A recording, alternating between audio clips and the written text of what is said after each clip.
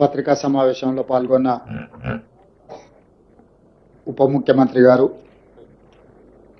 సహచార మంత్రివర్గ సభ్యులు, రాష్ట్ర ప్రభుత్వ సలహాదారులు, ఈ పత్రికా సమావేశంలో పాల్గొన్న మీడియా మిత్రులకు, ప్రజాపాలన 2 సంవత్సరాలు పూర్తి చేసుకోబోతున్న సందర్భంలో మీకు అందరికీ ఈ ప్రభుత్వం సజావుగా నడవడానికి, ఈ ప్రభుత్వం సంక్షేమము అభివృద్ధి కార్యక్రమాలను ముందుకు తీసుకెళ్లడానికి సహకరించినందుకు మనస్ఫూర్తిగా తెలంగాణ రాష్ట్ర ముఖ్యమంత్రిగా మీకు అందరికీ కృతజ్ఞతలు తెలియజేస్తున్నా.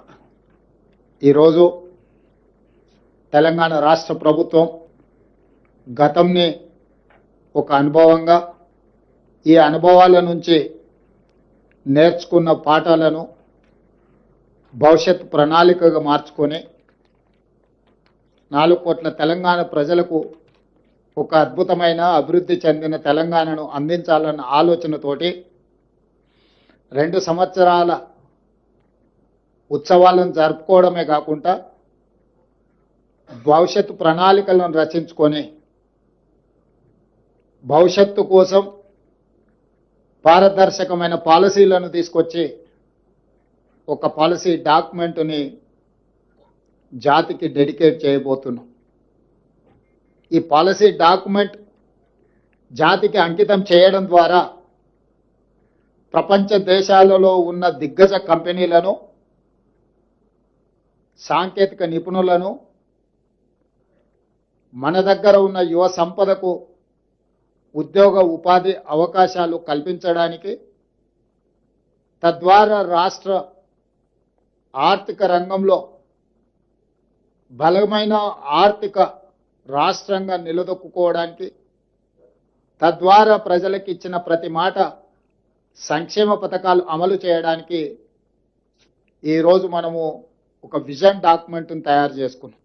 ఈ విజన్ డాక్యుమెంట్కి తెలంగాణ రైజింగ్ 2047 అని చెప్పి నామకరణం చేసుకోవడం జరిగింది. ఈ తెలంగాణ రైజింగ్లో 2 ప్రధానమైన అంశాలు ఉంటాయి. ఒకటి విజన్, 2 స్ట్రాటజీ. ప్రణాళికబద్ధమైన అభివృద్ధి సాధించాలంటే పారదర్శకమైన పాలసీలు ఉండాలి. పాలసీలలో పాలసీ పెరాలసిస్ ఒకవేళ వస్తే పెట్టుబడులకు రక్షణ లేకపోవడమే కాకుండా రాష్ట్ర భవిష్యత్తు కూడా నష్టదాయకంగా తయారవుతుంది.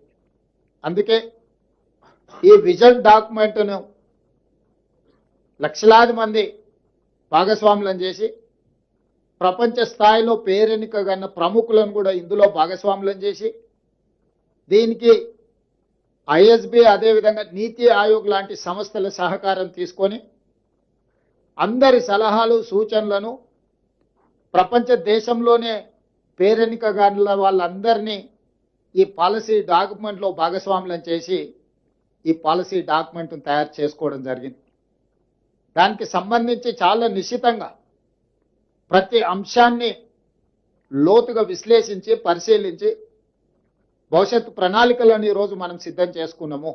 అందులో భాగంగానే తెలంగాణ రైజింగ్ 2047లో విజన్లో భాగంగా ఒక స్ట్రాటజీ తీసుకున్నాం. ఆ స్ట్రాటజీ తెలంగాణ రాష్ట్రాన్ని 3 విభాగాలుగా విభజించుకున్నాము. మీకు అందరికీ తెలుసు, హైదరాబాద్ నగరం చుట్టూత ఒక మణిహారం ఔటర్ రింగ్ రోడ్ ఆనాడు కాంగ్రెస్ పార్టీ అధికారంలో ఉన్నప్పుడు యూపీఏ చైర్పర్సన్గా శ్రీమతి సోనియా గాంధీ గారు బాధ్యత నిర్వహించినప్పుడు, డాక్టర్ వైఎస్ రాజశేఖర రెడ్డి గారు ముఖ్యమంత్రిగా ఉన్నప్పుడు మనం ఔటర్ రింగ్ రోడ్ని నిర్మించుకోవడమే కాకుండా అంతర్జాతీయ ఎయిర్పోర్ట్ను కూడా మనం ప్రారంభించుకోవడం జరిగింది. ఈ ఔటర్ రింగ్ రోడ్డు లోపలి ప్రాంతం మొత్తం గతంలో గ్రామ పంచాయతీలు, మున్సిపాలిటీలు, municipal corporations, greater Hyderabad municipal corporation 4 రకాలుగా స్థానిక సంస్థల పరిపాలన కొనసాగుతుండే. తద్వారా గ్రామ పంచాయతీ ఏం చేస్తుందో మున్సిపాలిటీలకు తెలిసేది కాదు, మున్సిపాలిటీలు ఏం చేస్తుందో మున్సిపల్ కార్పొరేషన్లకు తెలిసేది కాదు, మున్సిపల్ కార్పొరేషన్లో ఏం జరుగుతుందో జిహెచ్ఎంసీకి తెలిసేది కాదు. తద్వారా ఒక గందరగోళము, ట్రాఫిక్ జామ్లే కాకుండా వర్షాలు వచ్చినప్పుడు కానీ రకరకాల సమస్యల్ని ఎదుర్కొంటున్నాము. అందుకోసమని ఈ ఔటర్ రింగ్ రోడ్డు లోపల భాగాన్ని మొత్తం ప్రణాళికబద్ధమైన అభివృద్ధి చేయడానికి ఈ ప్రాంతాన్ని కోర్ అర్బన్ రీజియన్ ఎకానమీ కింద మనము డిమార్కేట్ చేసుకున్నాం. This is called CURE, core urban region economy, short form లో క్యూర్. అంటే ఇక్కడ ఎన్నో సమస్యలు ఉన్నాయి. ఇండస్ట్రియల్ పొల్యూషన్ ఉంది, మూసీ నది కాలుష్యం ఉంది, హైదరాబాద్ నగరంలో ఉన్న పురాతనమైన వాహనాల నుంచి మొదలు పెడితే డీజిల్ వల్ల ఇతర పరిశ్రమల కాలుష్యం ఉంది, వాహనాల కాలుష్యం ఉంది, ఎన్నో రకాల పొల్యూషన్స్ ఉన్నాయి. వీటిని తగ్గించడము లేకుండా చేయడము, తద్వారా ఒక నెట్ జీరో సిటీ లాగా కాలుష్య రహిత నగరంగా మార్చాలి అని అంటే దీన్ని క్యూర్ చేయాల్సిందే. ఈరోజు ఢిల్లీ, ముంబై, చెన్నై, బెంగళూరు నగరాలను మనం చూస్తున్నాం. ఒక దగ్గర కాలుష్యం ఎక్కువ, ఒక దగ్గర వరదలు ఎక్కువ, ఇంకొక దగ్గర ట్రాఫిక్ ఎక్కువ, ఇంకొక దగ్గర శాంతి భద్రత లేకపోవడం, ఇట్లా రకరకాల సమస్యలతోనే ఆయా మెట్రోపాలిటన్ నగరాలు ఈరోజు ఒక క్రైసిస్ని ఎదుర్కొంటున్నాయి, ఒక సంక్షోభాన్ని ఎదుర్కొంటున్నాయి. వీటన్నిటి దృష్టిలో కోర్ అర్బన్ రీజియన్లో ఒక పారదర్శకమైన నిర్ణయాల ద్వారా భవిష్యత్తులో ఇలాంటి సంక్షోభాన్ని నివారించడానికి, కాలుష్యాన్ని తొలగించడానికి, ప్రణాళికబద్ధమైన అభివృద్ధిని చేయడానికి ఈరోజు కోర్ అర్బన్ రీజియన్ మొత్తాన్ని 2170 స్క్వేర్ కిలోమీటర్ల ప్రాంతాన్ని సర్వీస్ సెక్టర్ కింద మారుస్తున్నాం. ఈ ప్రాంతంలో ఉండే జీసీసీలు కావచ్చు, ఐటీ కంపెనీలు కావచ్చు, ఇతర ప్రభుత్వ రంగ సంస్థలు కావచ్చు, ప్రైవేట్ రంగ సంస్థలు కావచ్చు, కాలుష్యాన్ని వెదజల్లే పరిశ్రమలన్నిటిని కూడా బయటికి తరలించడం ద్వారా, చెరువులను, కుంటలను, నాలాలను ప్రక్షాళన చేయడం ద్వారా అత్యధిక వర్షం వచ్చినప్పుడు రోడ్ల మీద, కాలనీలలో నీటి వరదల సమస్యల్ని తగ్గించడానికి ఈ కోర్ అర్బన్ రీజియన్ని ఒక యూనిట్గా ట్రీట్ చేస్తున్నాం. దీంట్లో అభివృద్ధిలో భాగంగా మెట్రో రైలు విస్తరణ కావచ్చు, మూసీ రివర్ డెవలప్మెంట్ కావచ్చు, ఫ్లైఓవర్స్ కావచ్చు, రోడ్ల విస్తరణ కావచ్చు, కాలుష్య పరిశ్రమలను తొలగించడం కావచ్చు, ఇట్లా అన్ని రకాల అంశాలను ఆ కోర్ అర్బన్ రీజియన్ ఎకానమీలో అభివృద్ధిలో భాగంగా అక్కడ డిఫైన్ చేసి కోర్ అర్బన్ రీజియన్ని మనము ఈరోజు ఒక ప్రణాళిక తయారు చేస్తున్నాం. అదేవిధంగా outer ring road out side కొత్తగా ఇప్పుడు రీజనల్ రింగ్ రోడ్ రాబోతుంది. సూత్రప్రాయంగా కేంద్ర ప్రభుత్వం ఆమోదించింది. రీజనల్ రింగ్ రోడ్డును మనం ఈరోజు ప్రకటించుకున్నాము. ఔటర్ రింగ్ రోడ్డు 162 కిలోమీటర్లు ఉంటే నగరం చుట్టూతా ఒక అభివృద్ధి వలయంగా, రీజనల్ రింగ్ రోడ్డు దాదాపుగా ఒక 360 కిలోమీటర్లతోని రెండవ మణిహారాన్ని తెలంగాణకు మనం ఈరోజు తయారు చేసుకుంటున్నాం. దీన్ని పెరీ అర్బన్ రీజన్ ఎకానమీ కింద ఈరోజు మన పాలసీలో మనం తెచ్చుకోబోతున్నాం. పెరీ అర్బన్ రీజన్ ఎకానమీ అంటే ప్యూర్.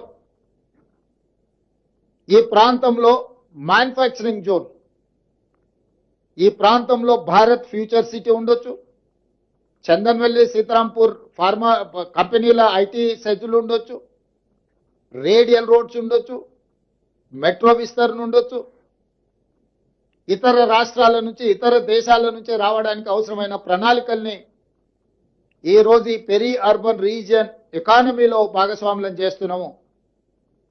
దీన్ని షార్ట్ ఫామ్లో ప్యూర్ అని మనం పిలుచుకోదలుచుకున్నాం.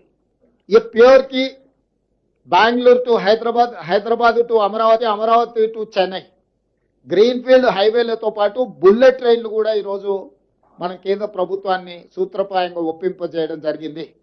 దీంతో దూరము తగ్గుతుంది. డెడికేటెడ్ గ్రీన్ఫీల్డ్ హైవే, ఎక్స్ప్రెస్ హైవేలు వేయడం ద్వారా, బుల్లెట్ ట్రైన్ ద్వారా రవాణా సులభతరం చేస్తున్నాం.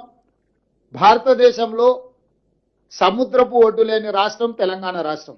ఒకప్పుడు నిజాం ప్రభుత్వంలో మచిలీపట్నం పోర్టు కూడా మన దగ్గర ఉండేది, నిజాం రాజ్యం ఉన్నప్పుడు. ఈరోజు మనం మచిలీపట్నం పోర్టు కూడా ఈరోజు కనెక్టివిటీ డెవలప్ చేస్తున్నాం.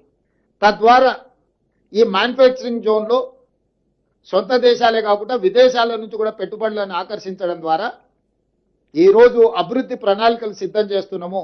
ఇవాళ తెలంగాణ రాష్ట్రంలో ఒకే ఒక ఎయిర్పోర్ట్ ఉంది, ఇంకా ఎయిర్పోర్ట్లు రావాల్సిన అవసరం ఉంది. పారిశ్రామికవేత్తలు అడుగుతున్నారు. అందుకే వరంగల్లో ఒక అంతర్జాతీయ స్థాయి ఎయిర్పోర్ట్ నిర్మిస్తున్నాం, ఆదిలాబాద్లో ఎయిర్పోర్ట్ నిర్మించాలనుకుంటున్నాం, భద్రాద్రి కొత్తగూడెంలో ఎయిర్పోర్ట్ నిర్మించాలనుకుంటున్నాం, రామగుండంలో ఇంకొక ఎయిర్పోర్ట్. అంటే రాబోయే రోజుల్లో తెలంగాణ రాష్ట్రానికి అదనంగా 4 కొత్తగా ఎయిర్పోర్టులు మనం తెస్తున్నాము. ఏ రాష్ట్రమైన అభివృద్ధి చెందాలి అంటే ఆ రాష్ట్రానికి సులభతరమైన రవాణా వెసులుబాటు ఉండాలి. దానికోసం ఇతర రాష్ట్రాల నుంచి గ్రీన్ ఫీల్డ్ ఎక్స్ప్రెస్ హైవేలు నిర్మిస్తున్నాం, ఇతర రాష్ట్రాల నుంచి బుల్లెట్ ట్రైన్లను నిర్మిస్తున్నాం. ఇతర దేశాల నుంచి ఉత్పత్తి చేసిన వస్తువులను తెచ్చుకోవాలన్నా, మన రాష్ట్రంలో ఉత్పత్తి చేసిన వస్తువులను ఇతర దేశాలకు తరలించాలన్నా సముద్రం ఉండాలి. కార్ల పరిశ్రమ రావాలంటే తయారు చేసిన కార్లు ఇతర దేశాలకు తరలించాలంటే సముద్రం ద్వారానే తరలించగలరు. మనకు ఆ సముద్రము లేకపోవడం వల్ల ఈరోజు మనము హైదరాబాద్ నుంచి మచిలీపట్నానికి dedicated green field express highway Andhra Pradesh ముఖ్యమంత్రి గారితో మాట్లాడడం జరిగింది, దేశ ప్రధానమంత్రి గారితో మాట్లాడడం జరిగింది. ప్రాథమికంగా మేము అందరం కూడా ఒక ఆలోచనకు, ఒక అంగీకారానికి వచ్చినాం. Highway connectivity, port connectivity, airports connectivity ద్వారా ఈ పెరి అర్బన్లో వచ్చే మ్యానుఫ్యాక్చరింగ్ జోన్లో పరిశ్రమలను ఆకర్షించడమే కాకుండా పెట్టుబడులను తీసుకొచ్చి ఈ పెట్టుబడుల ద్వారా, పరిశ్రమల ద్వారా నిరుద్యోగ యువకులకు ఉద్యోగ ఉపాధి అవకాశాలు కల్పించి తెలంగాణ రాష్ట్ర ఆర్థిక వ్యవస్థను ఒక బలమైన వ్యవస్థగా తీర్చిదిద్దడానికి ఈరోజు పెరి అర్బన్ రీజన్ ఎకానమీని మనం ప్రణాళికబద్ధంగా చేసుకున్నాం.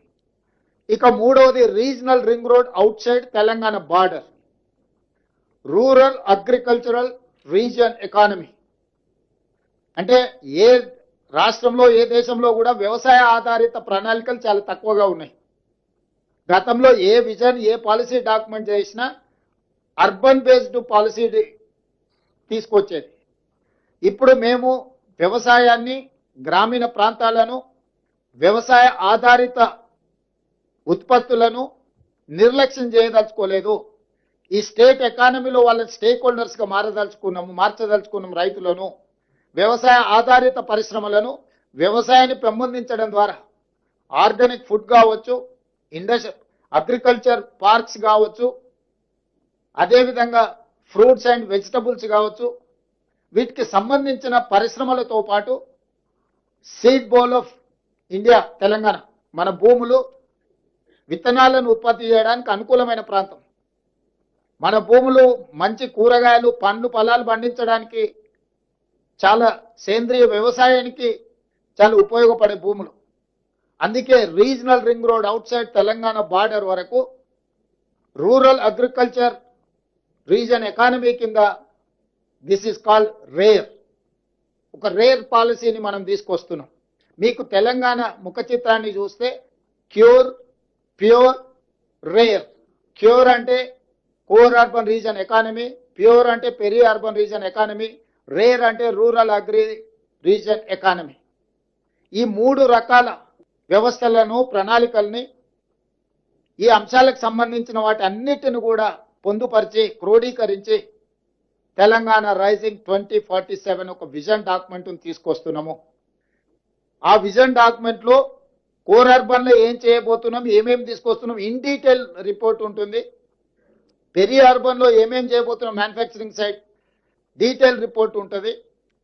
రూరల్ ఎకానమీలో, అగ్రికల్చర్లో ఏం చేయబోతున్నాం ఆ పాలసీ డాక్యుమెంట్లో ఉంటుంది. సో తద్వారా ప్రతి ఒక్కరిని, మహిళలు కావచ్చు, రైతులు కావచ్చు, యువత కావచ్చు, వివిధ సామాజిక వర్గాలకు సంబంధించిన ప్రజలందరినీ దృష్టిలో పెట్టుకొని అభివృద్ధి ప్రణాళికలతో పాటు రాష్ట్ర ఆర్థిక వ్యవస్థను బలోపేతం చేసి తద్వారా వచ్చే ఆదాయాన్ని పెంచాలి, పేదలకు పంచాలి అనే ఒక విధానంతో బలమైన ఆర్థిక వ్యవస్థను పెంపొందించడం ద్వారా బలహీనంగా ఉన్న పేదలను బలోపేతం చేయాలని ఈరోజు మనకు ఫుడ్ది సమస్య లేదు, కానీ న్యూట్రిషన్ ప్రాబ్లం ఉన్నది. ఆ న్యూట్రిషన్ ఎట్లా ఇంప్రూవ్ చేయాలా, క్వాలిటీ ఫుడ్ ఎట్లా ఇవ్వాలనేది మన ప్రణాళిక.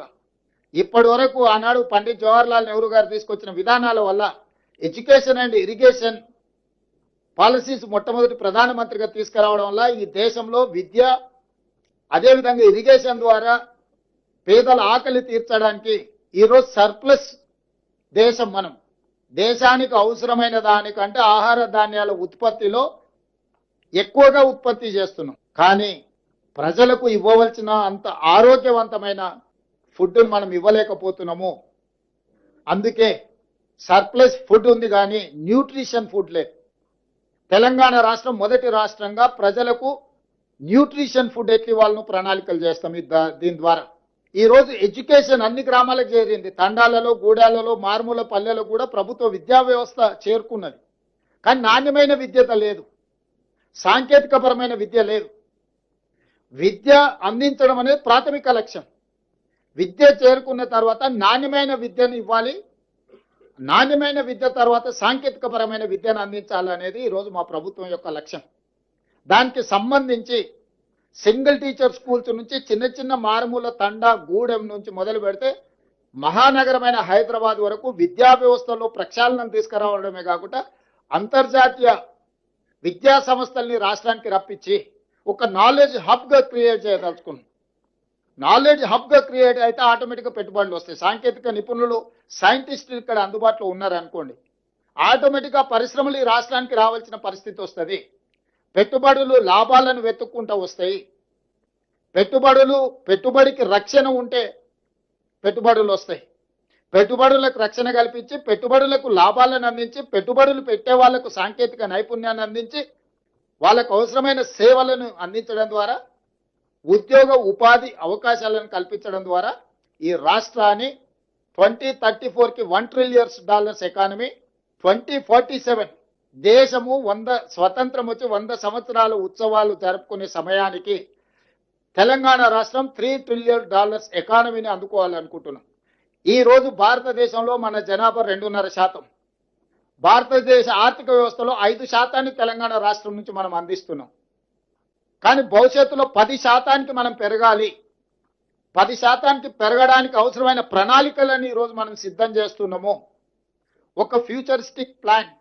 Hour vision is our policy. మా యొక్క దార్శనికతనే మా భవిష్యత్ ప్రణాళికలు. దానికోసమే ఈ గొప్ప సమ్మిట్ని ఏర్పాటు చేయడమే కాకుండా అందరినీ ఆహ్వానించి ఇందులో అందరి సూచనలు తీసుకొని తెలంగాణను ఒక బలమైన ఆర్థిక వ్యవస్థగా తీర్చిదిద్దడానికి ఈరోజు మేము ముందుకు వెళ్తున్నాం. దానికి సంబంధించిన కార్యాచరణ మొత్తాన్ని ఉప ముఖ్యమంత్రి గారు, మా సహచార మంత్రులు అందరూ వీటిని ముందుకు తీసుకొని వెళ్తున్నాం. మీ అందరి సహకారం కూడా ఉండాలి. దీనికి సంబంధించి ప్రముఖులందరినీ కూడా ఆహ్వానిస్తాం. ఆ కార్యాచరణ కూడా తీసుకొని ముందుకు వెళ్తున్నాం. మా ఉత్సవాలు డిసెంబర్ 1 నుంచి డిసెంబర్ 13. ఒక ఆరోగ్యవంతమైన తెలంగాణను అందించాలంటే Telangana means sports, Telangana means tourism, Telangana means business, Telangana means industries, Telangana means nature, Telangana means agriculture, tourism, endowment tourism, health tourism, heritage tourism.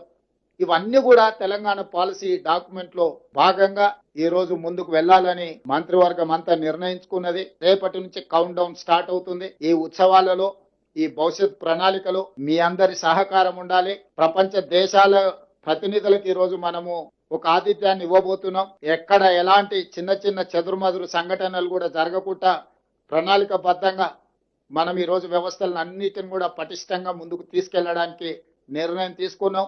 ప్రజాభవన్లో దీనికోసం ఒక కంప్లీట్ వార్ రూమ్ పెట్టినాం. వార్ రూమ్ ని స్వయంగా ఉప ముఖ్యమంత్రి గారు పర్యవేక్షిస్తున్నారు. అధికారులతో పాటు ఐఎస్బికి సంబంధించిన వాళ్ళు, నీతి ఆయోగ్ కి సంబంధించిన వాళ్ళందరూ కూడా ఇందులో భాగస్వాములు ఉన్నారు. ఈ రోజు నేను ఒకటే మాట చెప్పదలుచుకున్నా. మాకు role model China, Japan, Germany, South Korea and Singapore. ఆ దేశాలు వేగంగా ఎలా అభివృద్ధి చెందినాయి, ప్రపంచ దేశాలలో బలమైన ఆర్థిక వ్యవస్థగా China, Japan, Germany, South Korea and Singapore ఏ విధంగా రాణించినాయో వాళ్ళనే ఆదర్శంగా తీసుకుంటున్నాం. వాళ్ళతోనే పోటీ పడదలుచుకున్నాం. మా పోటీ పక్క రాష్ట్రం ఆంధ్రప్రదేశ్, కర్ణాటకనో, తమిళనాడో, ఇంకో రాష్ట్రమో కాదు. మా పోటీ అభివృద్ధి చెందిన దేశాలే. China, Japan, German, Singapore, South కొరియాతో మేము పోటీ పడదలుచుకున్నాము. వాళ్ళనే ఆదర్శంగా తీసుకుంటున్నాం. వాళ్ళతోనే పోటీ పడదలుచుకున్నాం. ఆయా దేశాల నుంచి కూడా పెట్టుబడులను ఆకర్షించదలుచుకున్నాము. మేము తెలంగాణలో పెట్టుబడులు పెట్టకపోతే భవిష్యత్తులో ఏదో కోల్పోతామని ఆ దేశాల్లో ఉండే బడా పారిశ్రామికవేత్తలను, పెద్ద పెద్ద పరిశ్రమలను కూడా ఆకర్షించి తెలంగాణకి తీసుకురాబోతున్నాము. దానికి మీ అందరి సహకారం ఉండాలి. ఒక పాజిటివ్ అప్రోచ్తో మనందరం కలిసి భవిష్యత్తు ప్రణాళికకు, ఈ తెలంగాణ రైజింగ్ 2047 పాలసీ డాక్యుమెంట్కు మీ అందరి సహకారం ఉండాల్సిందిగా ఆశిస్తూ మీ అందరి దగ్గర సెలవు తీసుకుంటున్నాను.